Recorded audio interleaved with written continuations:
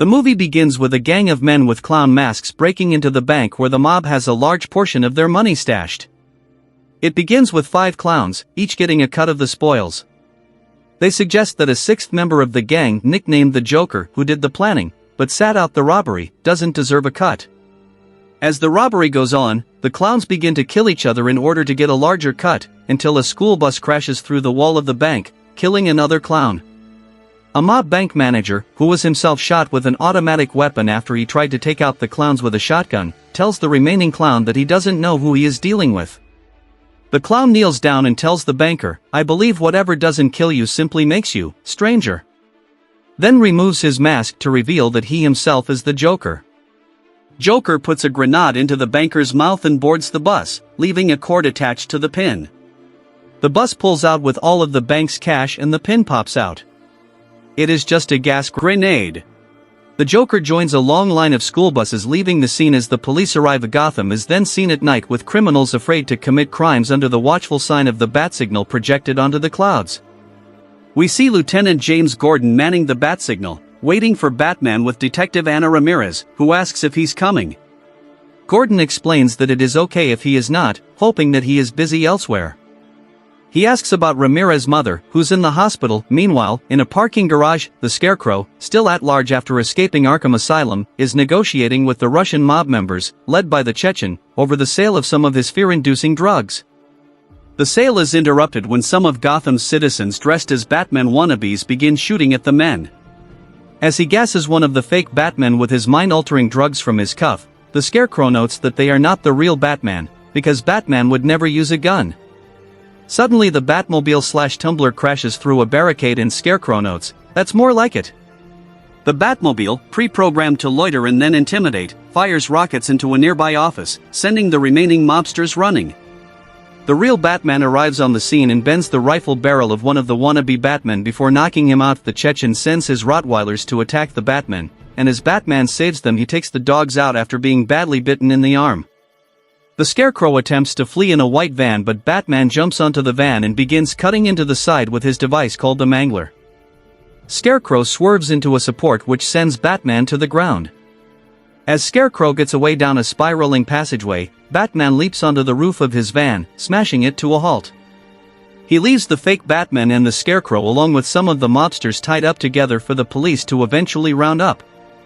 When one of the imposters says he's trying to help, Batman harshly tells him he doesn't need any help. Gordon arrives at the bank the Joker held up earlier with Ramirez, who shows him the Joker's picture from a security camera.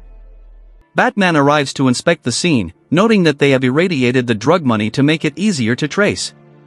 When Gordon asks him if the Joker is a threat, Batman informs him that he cannot worry about one man when there is an entire mob to bring down. The next day, as Bruce Wayne stitches himself up from the dog bite, Alfred offers his concerns, warning Bruce to know his limits. He notices Bruce keeping a close watch on newly appointed District Attorney Harvey Dent via some computer screens, as Bruce is trying to decide whether or not Dent can be trusted. Alfred wonders if he is really spying on the relationship that Rachel Dawes has developed with Harvey Dent. Harvey Dent arrives in court to join Rachel Dawes in prosecuting mobster Salvatore Maroni, the alleged new leader of the Falcone crime family. One of Maroni's men takes the fall in court, and attempts to shoot Dent from the witness stand. The gun doesn't go off and Dent punches the man before he is hauled off to jail. Maroni is eventually set free, to the dismay of Dent. Dent meets Lieutenant Gordon, and after a short exchange of words, they both express their distrust for those that are working in each other's offices. Harvey interrogates Gordon over his involvement with the Batman, and Harvey tells him he wants to meet him. Gordon requests search warrants for 5 banks that are believed to be holding the remainder of the mob's money. Dent agrees to back Gordon's search warrants, forming a tenuous trust with the honest Gordon, who in turn hails Dent as Gotham's White Knight while Dent questions Gordon about another nickname they had for him when he was at IAD, a nickname Gordon claims to have no knowledge of. Lucius Fox holds a board meeting at Wayne Enterprises, negotiating a joint venture with Lau, the head of Lau Security Investments, based in Hong Kong. After the meeting with Lau, Wayne expresses his reservations with Lucius Fox about Lau's business operation, apparently illegal based on their profits. After agreeing to cancel the deal, Wayne asks Fox for a new suit. He explains that he needs to be lighter and faster in case he runs into any more guard dogs, and that he wants to be able to turn his head that night. Harvey dines out with Rachel. Harvey tells Rachel he had to make a reservation weeks earlier, and even then needed to exercise his influence to get a table at the very fashionable restaurant. Bruce and his date, the prima ballerina for the Russian ballet, encounter Rachel and Harvey. Bruce has them pull a table together so they can dine together, informing Harvey that he owns the restaurant. At first, Bruce seems jealous and threatened by Harvey, based on the fact that he is dating his own love interest, but Harvey explains how he supports the work of Batman and appreciates his help. Bruce changes his tune and informs Harvey that he intends to throw a massive fundraiser for him. Meanwhile, all of the top mob members are having a private meeting in a restaurant kitchen. Because of their inside sources and the police, they were aware that the banks that their money was stashed in were going to be searched. Lau appears to them on a television monitor from his plane on his way back to Hong Kong. He informs the mob that all of their money has already been moved to a single secure location, just as Lieutenant Gordon and company are searching the banks, finding nothing but the irradiated trace money. When the Chechen expresses concern over the man with the clown makeup stealing $68 million from one of their banks, Maroni dismisses him as nothing but a nobody. The Joker suddenly enters in the room, and after killing a hostile mob member's crony by way of a magic trick, sits down and talks with the mob about how pathetic they've become since Batman came around. He tells them their one solution is to kill the Batman, and offers to do so for half the mob's money. He warns them about Lau, saying he knows a squealer when he sees one, prompting Lau to turn off his monitor.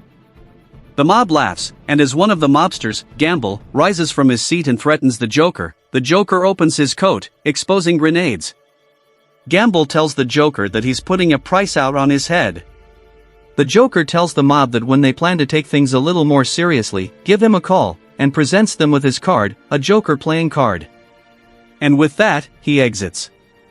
But not before warning that Batman will come for Lau. Harvey Dent, with Gordon, lights the bat signal to meet with Batman, who appears. As Dent and Gordon blame one another for the money's disappearance due to leaks from corrupt officers in the others' departments, they explain to Batman that they need Lau back, realizing that Batman is under no one's jurisdiction. They want to make him talk, and give up all the mob members' names. Batman agrees and disappears. Fox shows Wayne his new suit, and Wayne begins planning an impromptu trip to Hong Kong. Fox will accompany him, making it look like the only reason for his visit was to cancel the negotiations with Lau's company. Gamble is playing pool with some of his associates until one of them informs him that a group of hoodlums have killed the Joker, and has the body. The body is brought in covered in a bag, and as Gamble is about to pay, the Joker rises up and holds a knife to his face while his men hold guns to his associates' heads. The Joker tells a story about how he got his scars from his father, and then kills Gamble. He offers the 3 surviving associates an opportunity to join his team, but he has only one opening. He leaves the 3 with the halves of a broken, sharp pool stick and no choice but to fight each other for their lives. Meanwhile, Fox arrives in Hong Kong to meet with Lau. He checks in his mobile phone at the front desk at Lau's building, as there are no cell phones allowed on the premises. Fox meets with Lau, and informs him of Wayne Enterprises' plans to cancel negotiations with his company. However, he secretly keeps one cell phone in his pocket, which has been adapted to produce a sonar map of the surrounding area.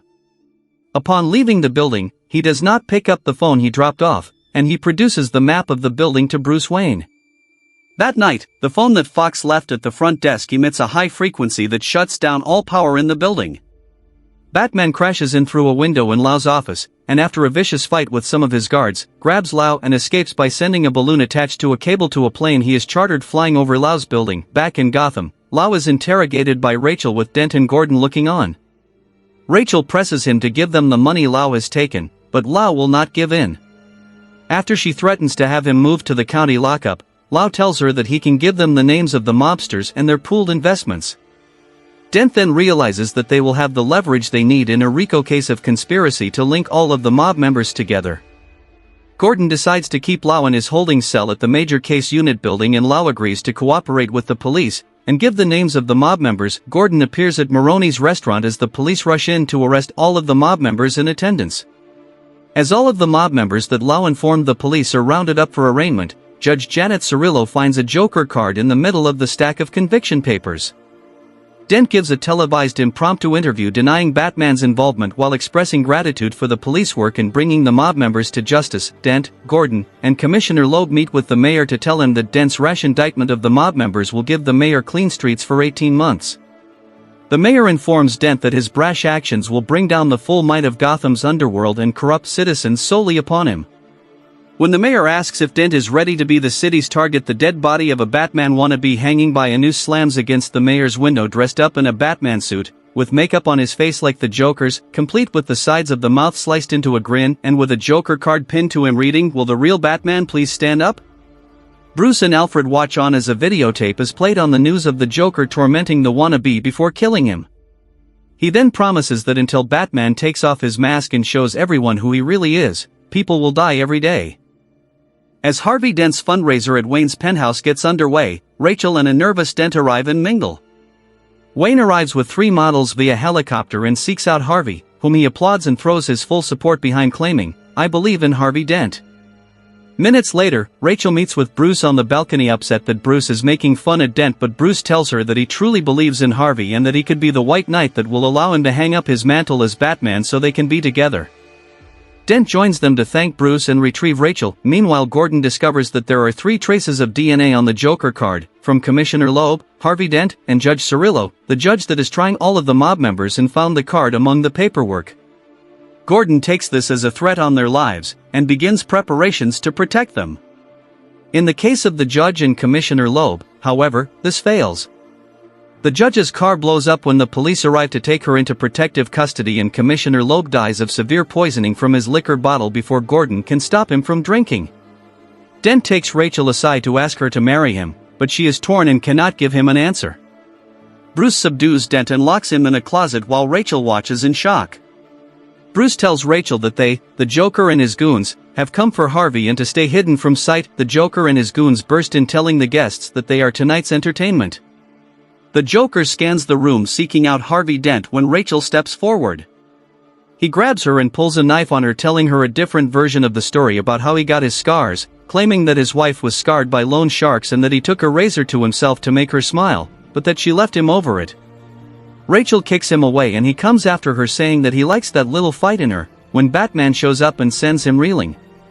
A fight breaks out between Batman, the Joker, and his goons, with the Joker and the goons beating on Batman pretty well.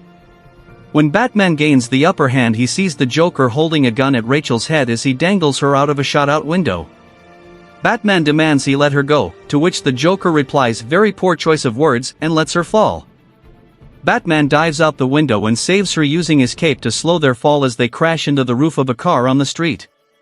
The Joker apparently vanishes from the scene. The next day, Wayne tries to figure out what the Joker is after. Alfred relates a story of when he was in Burma with friends attempting to nullify the local criminals by bribing them with jewels. One thief, however, tossed these bribes away and continued to raid the local convoys. When Bruce seems confused over this behavior, Alfred informs him that some men can't be reasoned with, they don't want anything in particular, that they kill for sport. Alfred observes that they just want to watch the world burn. As Bruce fixates on the Joker's face on a monitor, Batman is seen on the edge of a rooftop listening in to cell phone frequencies when he overhears a plot against Harvey Dent. Gordon rushes to the apartment with Ramirez and Batman to find 2 policemen murdered, with the last names Harvey and Dent. Ramirez begins to blame Batman, but Gordon cuts her off. As Batman removes a piece of concrete wall that contains a bullet used in the murders in hopes of finding evidence, Gordon notes that the Joker has left an advance copy of tomorrow's newspaper indicating the death of the mayor. At Wayne Enterprises, Fox meets with Wayne's accountant Coleman Reese, who claims to know about certain problems with Wayne's funding and research and development, claiming that Wayne has some sort of government project with cell phones for the army underway. He also uncovers Fox's designs for the Batmobile/Tumbler. He tells Fox that he wants $10 million per year for the rest of his life to keep this a secret. Fox smiles and says, "Let me get this straight. You think that your client, one of the wealthiest and most powerful men in the world, is secretly a vigilante who spends his nights beating criminals to a pulp with his bare hands, and your plan is to blackmail this person? Good luck." Fox helps Wayne reconstruct the bullet taken from the murder scene and produces a fingerprint. Fox asks him if he has reassigned the R&D department. Bruce acknowledges that he has, claiming he is playing this one close to the chest. Wayne traces the bullet fingerprints owner to an apartment overlooking the funeral speeches for Commissioner Loeb and takes off on motorcycle. As the ceremony continues on the street below, Wayne inspects a room where he believes the Joker might be, and he finds several men tied up. They tell Wayne that their guns and uniforms were stolen. Wayne inspects binoculars pointed out of a blinded window. The window blind is connected to a timer. As the timer reaches 0, the blinds quickly raise, and the police snipers positioned around the area all shoot in that direction. At the same time, the Joker, who had removed his makeup and played himself off as a member of the honor guard for the ceremony, turns and takes a shot at the mayor, but Lieutenant Gordon dives in the way, getting shot in the back and falling. Everyone panics and runs, but the police shoot one member of the honor guard in the leg and haul him into a truck. Dent himself climbs in the truck, and upon inspecting the criminal, sees that the name tag on his uniform reads Officer Rachel Dawes. He calls Rachel and informs her that she's been targeted, and to get to the safest place she can, which in her case is Bruce's penthouse. He tells her he loves her, but there is no answer from Rachel. To be continue in the next part, and thanks for watching. I will you in the next video.